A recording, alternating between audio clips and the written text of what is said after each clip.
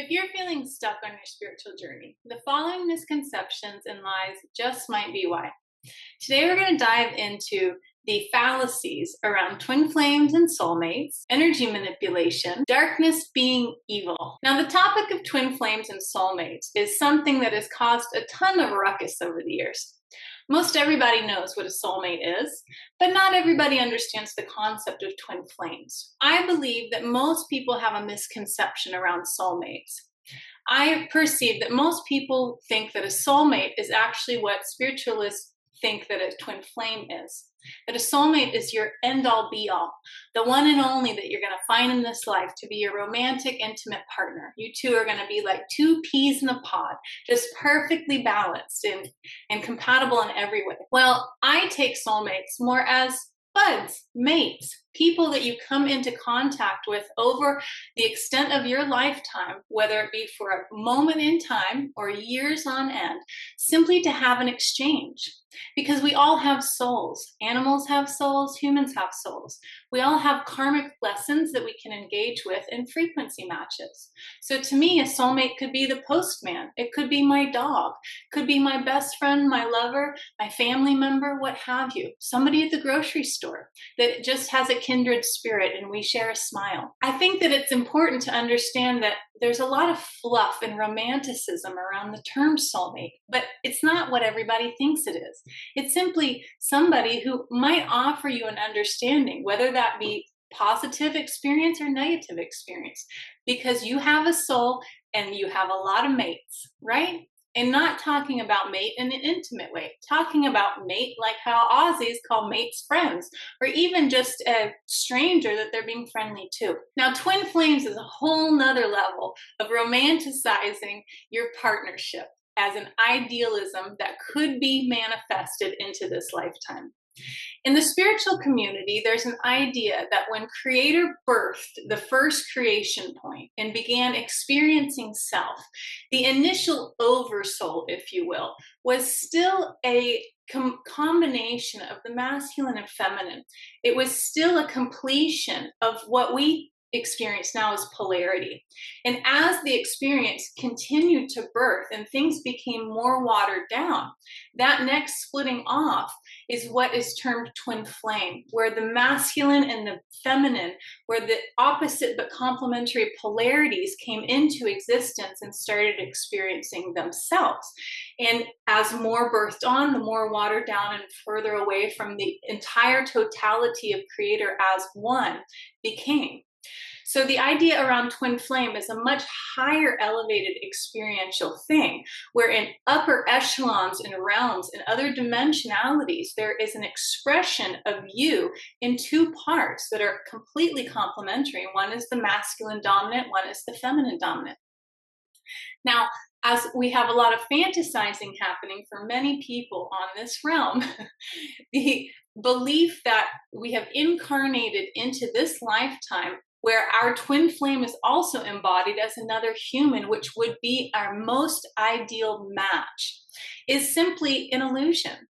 Yes, I do believe it's possible. I think it's absolutely completely rare because in my perspective and experience of talking to a lot of different souls on many levels, is that most commonly, the twin flame of one individual stays on the other side to act as a guardian. They are overwatching their beloved to ensure that they have a safe path in this lifetime. They act as a guardian angel, so to speak. I do perceive it's possible to incarnate with a version of what one might deem a twin flame, but I think it's absolutely astronomically rare. Now, because we have these experiences and as children we're raised around these fantasy stories that Disney and all of these other Hollywood movie creators exploit, many people believe that there is a one and only out there for you. I think that's total hogwash. There's billions of people on this planet. There's a lot of wonderful individuals that you could be highly compatible with if you were able to meet them and attract them into your vicinity.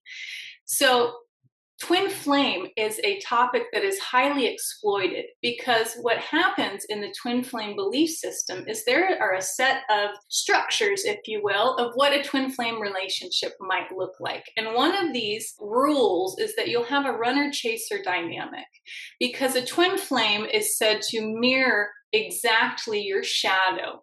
When you come in contact with your twin flame, if you are not in a state of a higher awareness and emotional intelligence, you and this individual will constantly and consistently project and mirror your faults to one another. And in the spiritualist community, that is believed to help you recognize what is holding you back from being a higher version of yourself so that you can overcome that challenge. Though when you're experiencing it with another individual, it's extremely painful. So because of that, what's been justified in the experience of twin flame is a runner-chaser dynamic. Well, anybody who's understanding the healthy dynamics of stable, secure attachment knows that if somebody's running away from you or ghosting you, then it's important to hold your own self-worth to let them run.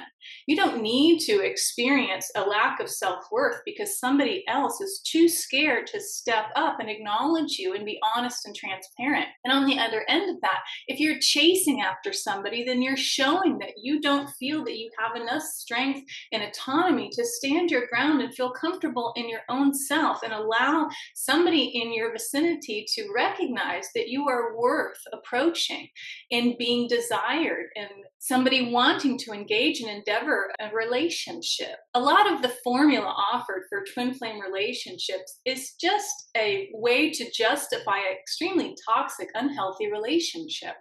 Because really, these dynamics start to create love obsessed, love bombing experiences where there's a push pull and you're in an extreme amount of pain and upset. But you have this idea that this is meant to be a more elevated relationship that is ordained by Creator. So you don't want to let it go. But nothing that Creator is going to ordain for you, if that's even happening, is going to be something that's going to throw you into a tremendous amount of pain and hardship. That's something that you're creating on your own accord. Now, another important understanding around this is karmic ties and energy infiltration. So when we're having these ideas about really fantasy relationships, we're creating a tremendous amount of energy courting to these other people. And what happens is the more we're ruminating on these individuals, the more we're accessing their energetic field. So there is a very intriguing phenomenon in the spiritual world where many people indulge in romantic relationships in the etheric realm. What does this mean exactly? Well, this means that they might be focused on an individual that they know on the physical realm or not. They might have met this person in real life, or they might just know that they exist, or maybe they've only experienced them in the psychic realm with their clairvoyant sight. So in their imagination or in their experiencing of when they're, traveling outside of their body where they're astral projecting and they're indulging in an entire full-on relationship in their fantasy ideas in the etheric realms. And when this is happening, first of all, it doesn't mean that the other individual is conscious of it by any means. The most common experience is that they're not conscious. And the more we're pushing into another person's energy and having some kind of engagement with them, it's like dream time. If you're not a highly lucid dreamer, then you don't know who you're interacting with and communicating with and engaging with, right? So people are starting to believe sometimes when they're having these experiences that the other individual is completely aware of what's going on, but that's not accurate at all because it's simply an aspect of their psyche or subconscious in the astral realms that this person is connecting with, if they're actually even connecting with that individual, because it could just be a mock-up. It could be another entity wanting to loosh or pull your own energy out of you and offer you up what it is that they know that you want and engaging in this indulgent romantic relationship in the etheric realm that's not grounded in reality. And I find this to be very dangerous. It gets highly addictive, and it justifies why people feel safe not to have a physical, intimate relationship in this reality now. It starts creating a tremendous amount of energy bleed through and cords, and it starts to give these individuals permission to be in your energetic field and spontaneously or consciously picking up on your energy, tapping into your other relationships and accessing your emotional body, and maybe even accessing you telepathically. It's not healthy. And it's an indulgence that just starts to create an experience where you're dropping all of your energetic boundaries and you're not holding your field strong and secure. It starts to show other entities and energies in the etheric realms that you're a free-for-all. They can just come and jump right on into your body and your energy field, no problem, because you're wide open. Now, talking about how energy is manipulated is very important. I have always taught that I perceive when we're dealing with the etheric realms and the astral realms as a human that is not having a home court advantage, because after all, the etheric and the astral, that's not our advantage. Our advantage is the physical world, is this flesh vessel, is our emotional body. When we're tuning into these other phenomena like mystic, esoteric experiences and expressions, yes, we can access them. And the more you do anything, the better you get at it. Though it is akin to diving into the ocean at night with a light and only being able to see 5 feet at best in front of you in any 20-inch circumference. You have to keep turning around to see what's all around you. There's an endless amount of creatures down there that you're not sure are swimming around you. So you really don't have much sight at all. And that is my perception of anybody accessing the etheric realms. I don't care how good you are at accessing the clairvoyant sight and etheric spaces. It's infinite. It's way beyond what you could ever fully understand, just like the ocean on Earth. So to think that you have an upper hand, that's simply, just a bad judgment call. There are a tremendous amount of entities and energy vampires that are always lurking around trying to exploit you and take advantage. So it's important to understand that when we're tapping into energetic fields, when we're working with other healers, or we're indulging in, our own intuitive abilities, that it's important to have your wits about you and keep safe boundaries and understand it's better to tiptoe than to run head first, because this is not your world. You simply don't know and have enough experience and exposure to what's out there. And it's not something that you want to just open into and start inviting energies in, because the entities and energies and beings in those realms do understand energy. They're extremely adept at it, and they know how to trick you and get into your field. And anybody who has been energetically attacked understands how very tumultuous and time-consuming and laborious it can be to get rid of these infestations and infiltrations. It's painful and it's scary. So be careful and protect your energy, because there are a tremendous amount of beings and energies and entities latched onto other people, acting as healers, acting, as people that want to help, or that know more than you do about these realms and start to love bomb you and get into your energetic field, that simply need to keep feeding on the energy. They keep pulling at your energy. So boundaries should be the first thing you begin to learn when you're accessing any of your intuitive abilities and starting to dive into the realm of spirituality. And the last topic at hand today is the fallacy that darkness is evil. Now, I was raised Catholic, and I've had a long-standing belief that it's smart to fear the demons, because after all, they have ill agendas, bad intentions, and supernatural powers that can come in and wreak havoc on your life. While teaching a class, I came into contact with a student who was a Buddhist and a Taoist, and he explained to me how in Buddhism, they simply perceive demons as like wild coyotes. They're just tricksters. Now, this resonated with me. After all, being from Texas, I have a lot of experience with coyotes, and I see them just the same. I see them as tricky, as a beautiful creature that I shouldn't necessarily turn my back on, but I'm not really that scared of, because they're not very interested in me. So this shifted my perspective on demons and demonology and helped me remember, the law of attraction. If I'm feeding them fear, then that gives them the energy that they need to have ability to overpower me in my energy. Because demons don't have the ability necessarily to manipulate space and time, but they do have the ability to manipulate perception. So it's not efficient for them to access into this realm and start changing what's physical. But what is efficient for them is to manipulate an individual to work for them and start being their slave and having them do the dirty work. So we have to be careful. We have to protect our thoughts and our mind about this. So understanding this concept helped me to realize that I need to shift my focus on darkness. Darkness is the subconscious. All of us have 95% subconscious running our world in every now moment.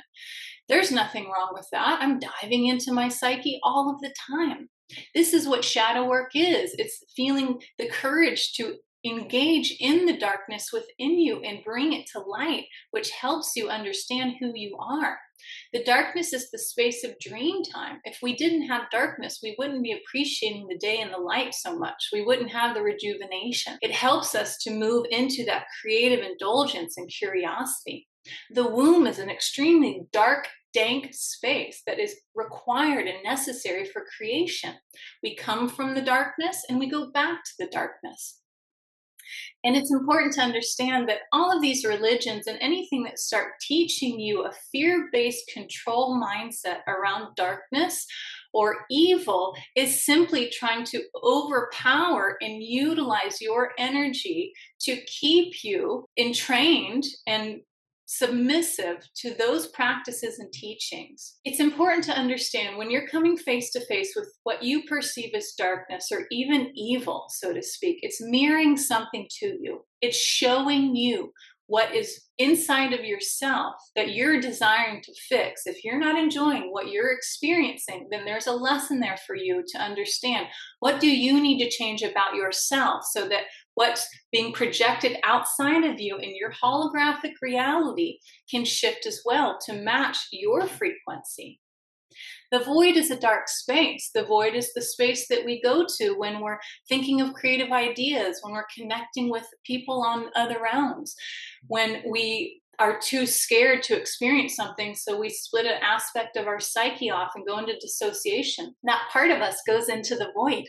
And that's not an evil place at all. It's a place where you can go and retrieve parts of you that are extremely important and very special and sacred to yourself, hence the reason you put them there.